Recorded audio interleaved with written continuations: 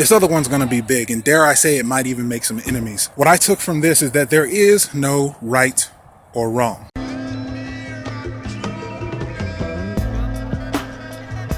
Now, what does that mean? There is no right or wrong. There is no good or bad. Now, okay, I mean, everything's taken to interpretation. We're energy, we're beings of energy, there's different wavelengths, things match, things don't match. This gets deep. This is where I say I might even make a few enemies, because you have to think about stuff. Lately, terrorism, ISIS. Remember, this is all about social, group thinking. So this is on a bigger level. This isn't just you. This isn't just your community and your surroundings of people that are like you. This is about the world. This is about your fellow human beings, brothers and sisters, and how we all relate together. How does that work when it comes to there is no right or wrong?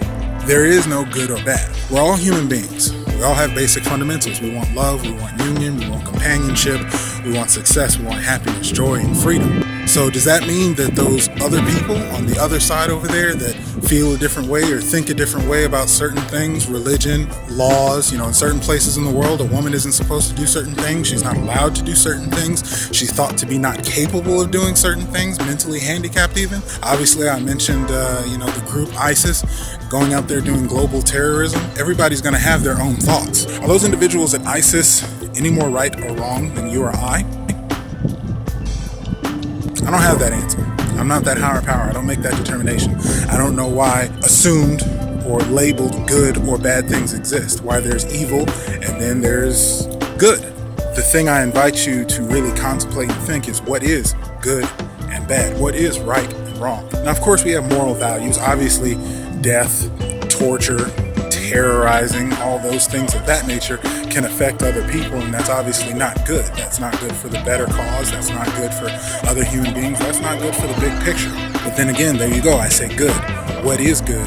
What is bad? You see, the problem with good, bad, right, wrong, all these judgments and labels is that when it comes to helping someone, how do you reach across the table and change the people that you're in opposition of? If you're good, then someone else is bad and becomes the enemy.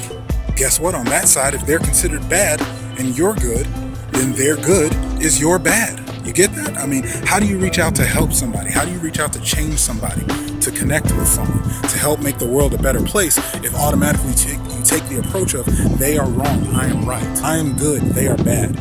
Now, I'm not saying I have the solution, but I invite you to think and contemplate and understand how deep is that? How can we really expect to affect and cause change with other people and other organizations and other thought processes and other cultures? Those people in ISIS doing those things that are not in order, that don't benefit everyone, they're human beings. They have mothers, they have fathers, they have brothers and sisters, cousins, aunts and uncles. Most of the times when there's a place where a person is doing something bad is because that person has been hurt themselves. When there's child molestation, pedophiles, sexual predators, and things of that nature, they typically have been abused in their childhood. Hurting people hurt people. I invite you to think, how are those people in ISIS hurting? The people who are doing those evil, bad things to people around the world, terrorizing. What is it that they want? Do they want to be in a world full of anarchy and chaos? I doubt it. Nobody organizes to tear shit apart.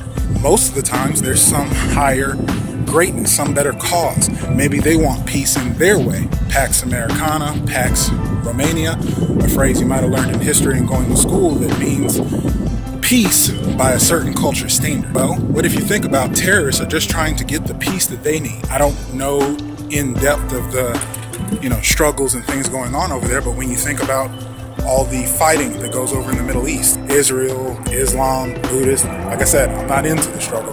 But when those cultures are fighting, each one has an ideal. Each one has a goal that they're going for.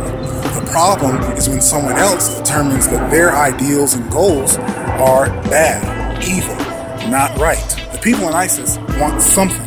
Who's to say that it's good or bad? They say it's good. That's why they're willing to kill and terrorize and do other things, because they're so distraught, they're so in pain, they're so tortured. I'm guessing, I know nothing about ISIS, but they're likely feeling this way because they're in a world that operates on goals and standards that say we all get along, we all operate this way, we all have freedom, we all have democracy and so forth. So that gives you something to think about. It comes down to even when raising children, is do you want to teach your kids that when I do this behavior, I am bad? When I do this behavior, I am good? Be, do, have. What happens when you can no longer do that behavior? What happens when you no longer have that possession? Then are you good? Are you bad? Something to think about. What is the Landmark Forum offer? Some additional things that I got out. Basically, it takes things to a higher level, the next tier. So you think of it as social. Is there anything else you want to say? Yes, I do. No, you don't. Yes, I do. I think you're beautiful. I think you're beautiful. Really? Yes. Are you sure?